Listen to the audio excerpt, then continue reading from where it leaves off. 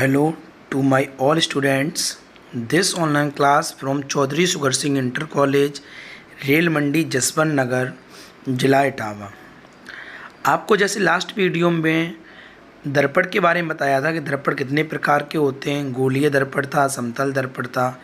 गोलीय दर्पण के 2 पार्ट्स थे, अवतल दर्पण, उत्तल दर्पण था।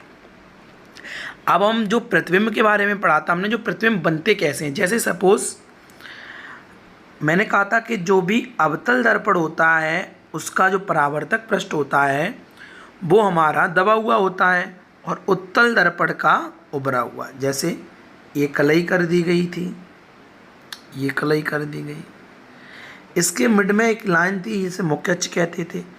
अब जो मुख्य अक्ष का जो ये सेंटर होता है, मुख्य अक्ष का जो ये सेंटर, ये रेड पॉइंट आप जो देख रहे हैं, रेड पॉइंट को जैसे ही इसके लेफ्ट साइड में आम आएंगे तो यहाँ फोकस होता है और यहाँ होता है केंद्र यानी वक्रता केंद्र। ऐसे ही यहाँ पे क्या होता है, इसके जो फोकस होते हैं वो राइट साइड में होता है, यहाँ फोकस होता है, यहाँ वक्रता केंद्र होता है।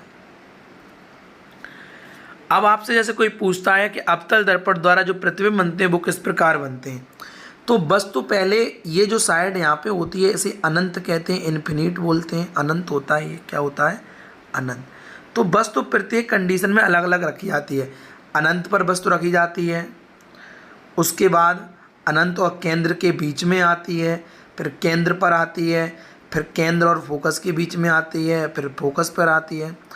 इस प्रकार अलग अलग तरह से हम वस्तु को आगे बढ़ाते हुए चले जाते हैं। तो यहाँ पे हम जो बात मेन है कि अवतल दर्पण और उत्तल दर्पण के द्वारा वस्तु को हम किस किस जगह रखते हैं तो प्रतिबिंब कैसा बनता है। तो सबसे पहले बात करते हैं अवतल दर्पण द्वारा प्रतिबिंब बनने की स्थितियाँ। तो अवतल दर्पण द्वारा प्रतिबिंब बनने की निम्न स्थितियाँ हैं। सबसे फर्स्ट, वस्तु की स्थिति। अभी आपको हम ये एक डायग्राम के द्वारा समझाने की कोशिश करते हैं। ये अवतल दर्पण है तो अवतल दर्पण की बात करते हैं। सिर्फ देखिए ध्यान से, ये रहा हमारा अवतल दर्पण, हमने ये बना लिया। ये इसका मुख्य अक्ष है, ये इसका दर्पण का ध्रुव है यानी P, यहाँ फोकस हो गया और यहाँ हो गया केंद्र, और ये साइड हो गई अनंत। कौन सी साइड हो गई बेटा, अनंत। अब बात करते हैं कि अनंत पर वस्तु हो, यदि कोई वस्तु अनंत पर रखी है तो प्रतिबिंब उसका मुख्य फोकस पर बनता है। ये रहा फोकस। कैसा बनता है, वास्तविक उल्टा। वास्तविक प्रतिबिंब ऐसा कैसा होता है, उल्टा बनता है, इस तरह से, बहुत ही छोटा।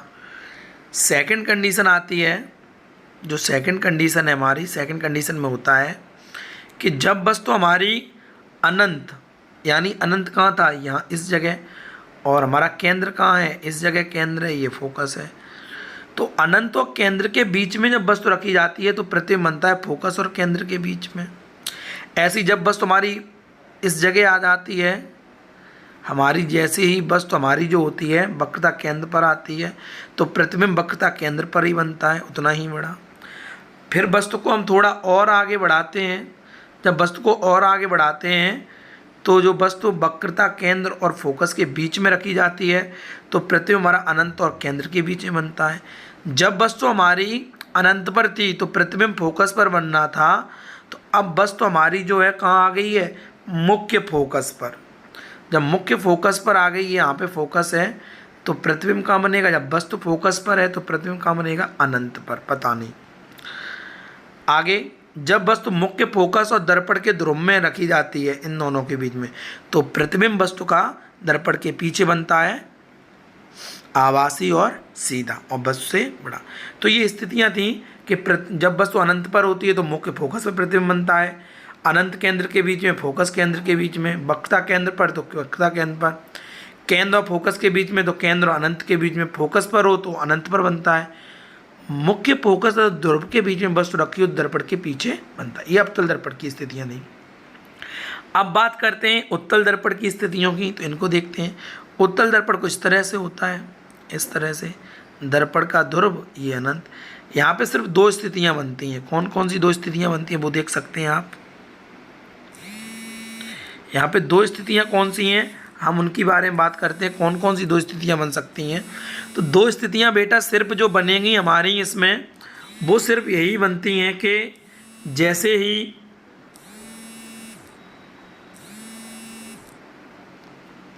कि उत्तल दर्पण के द्वारा कैसे, जैसे मान के चलिए ये हमारा उत्तल दर्पण है,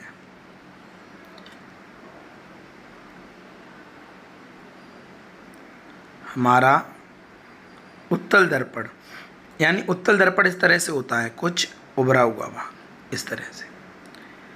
अब बस तो हमारी सिर्फ दो कंडीशन बन सकती है, एक तो यहाँ दर्पण के ध्रुव और यहाँ अनंत। तो जब वस्तु अनंत पर होती है तो प्रतिबिंब बनता दर्पण के पीछे मुख्य फोकस के बीच में आभासी सीधा। दूसरी कंडीशन में जब वस्तु अनंत और ध्रुव के बीच में रखी जाती है तो प्रतिबिंब कैसा बनता है, आभासी सीधा। तो प्रतिबिंब हमेशा उत्तल दर्पण में आभासी ही बनता है। आगे चिन्ह परपाटी, जो ये न्यूमेरिकल में आपको बहुत यूज आएगी कि गोलीय दर्पण में दर्पण से वस्तु की दूरी, प्रतिबिंब की दूरी, फोकस दूरी आदि को मापने के लिए चिन्ह परपाटी का प्रयोग किया जाता है, जिससे दूरियों के धनात्मक, यानी दूरियां धनात्मक हैं या फिर ऋणात्मक, दूरियों के धनात्मक और ऋणात्मक होने का बोध होता है।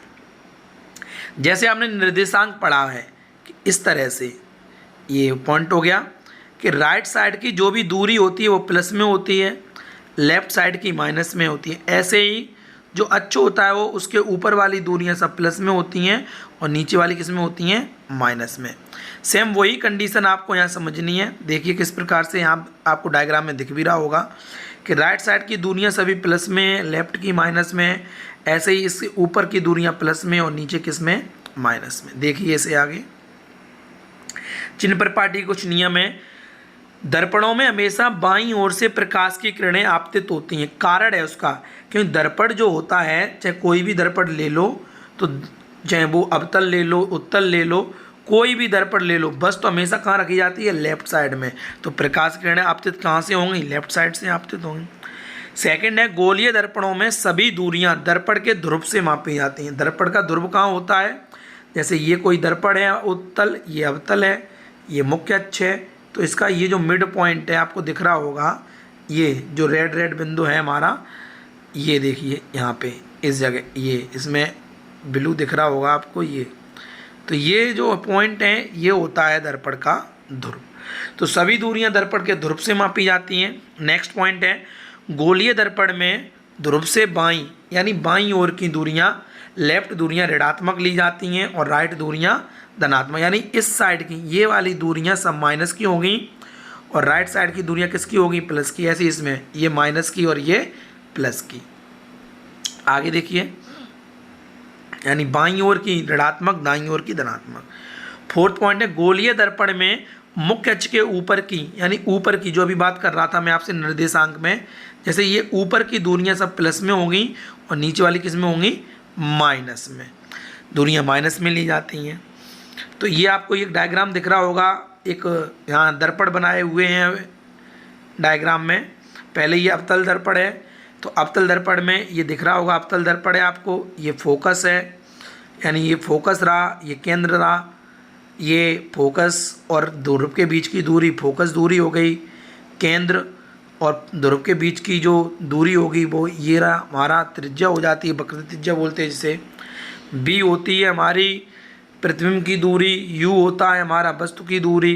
तो ये सभी आपको आगे समझने को मिलेगा। आगे देखिए, ऐसे ये उत्तल दर्पण था। तो ए बी क्या है, यहाँ पे ए बी आप देख रहे होंगे, यहाँ पे भी ए बी है, यहाँ पे भी ए बी है। ए बी क्या होती है, ये वस्तु होती है। ए डैश बी डैश यहाँ पर भी है, यहाँ पर भी है, ये होता है प्रतिबिंब की दूरी।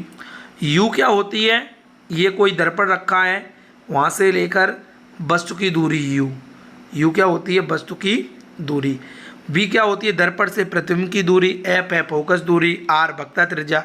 ओ वस्तु की लंबाई, जैसे कोई भी वस्तु रखी है उसकी लंबाई, जैसे आप अगर देख सकते हैं यहाँ पे वस्तु की लंबाई में, जैसे कोई ये वस्तु रखी हुई है ये, तो इसकी लंबाई कितनी है, ये लंबाई, और ये प्रतिबिंब की लंबाई हो गई।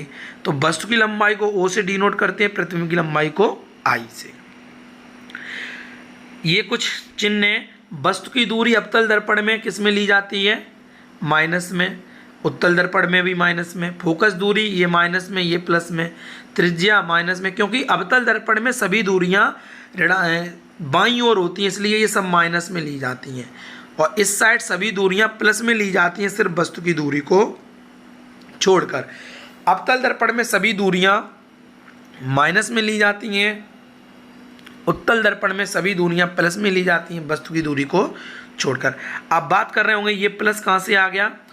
आभासी प्रतिबिंब सीधा बनता है, आभासी प्रतिबिंब हमेशा दर्पण के पीछे बनता है, तो आभासी जो भी होगा उसकी दूरी प्लस में होती है, बाकी सभी आप देख सकते हैं माइनस में होता है।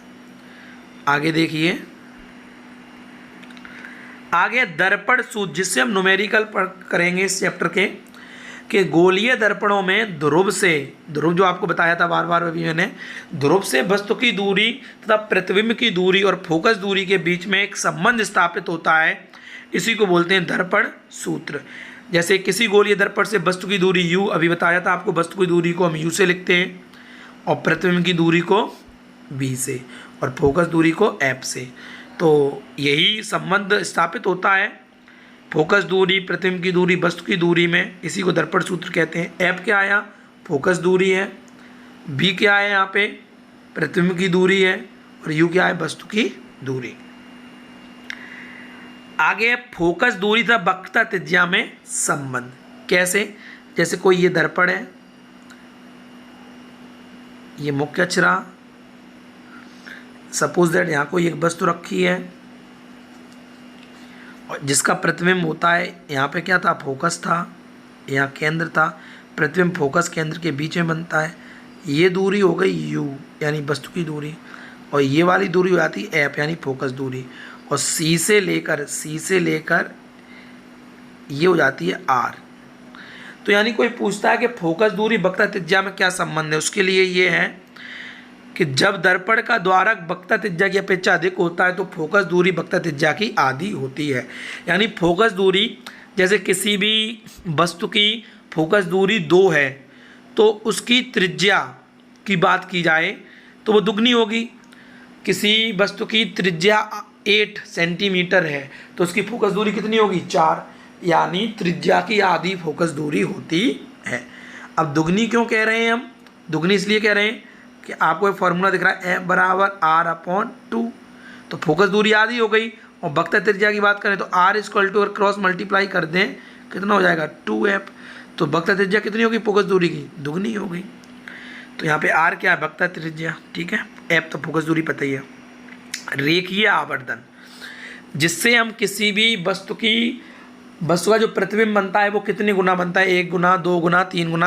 यानी जैसे वस्तु 3 सेंटीमीटर की है, प्रतिबिंब उसका 6 सेंटीमीटर का बनना है तो 2 गुना बनना है। वो इससे मापते हैं कि किसी दर्पण में मुख्य अक्ष के लंबवत मापी गई प्रतिबिंब की लंबाई, जिसको हम किससे लिखते हैं? प्रतिबिंब की लंबाई को I से। किससे लिखते हैं? I से। प्रतिबिंब की लंबाई तथा वस्तु की लंबाई O से लिखते हैं, कि अनुपात को ही हम क्या कहते हैं? रेखीय आवर्धन। इसे m से प्रदर्शित करते हैं, m = I/O।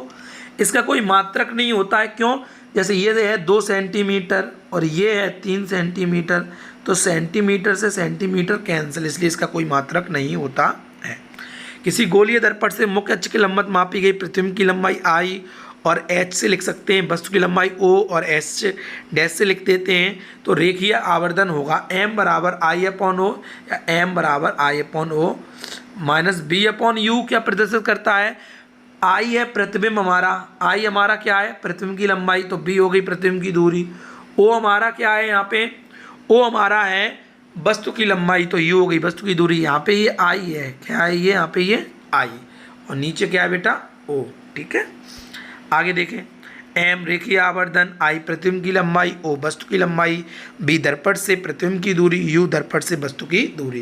तो आपके ये जो भी आज का जो वीडियो है, आप बहुत अच्छे से इसको एक बार देखें, पढ़ें और अच्छे से इसको समझने की कोशिश करें, क्योंकि न्यूमेरिकल्स होंगे वो इसी वीडियो के आधार पर होंगे। और आप लोग बहुत मेहनत से पढ़िए, जिससे आपके अच्छे से कोई भी वर्क अगर कर रहे हैं वो अच्छे से समझ में आए और अच्छे से उसे पढ़ सकें। और आपकी ये online class Chaudhary Sugar Singh inter college, rail Mandi, Jaswant Nagar, जिला इटावा, उत्तर प्रदेश के माध्यम के द्वारा आपको दी जा रही है, तो आप बहुत अच्छे से इसको पढ़िए और अपने आगे मेहनत कीजिए। थैंक यू बेटा।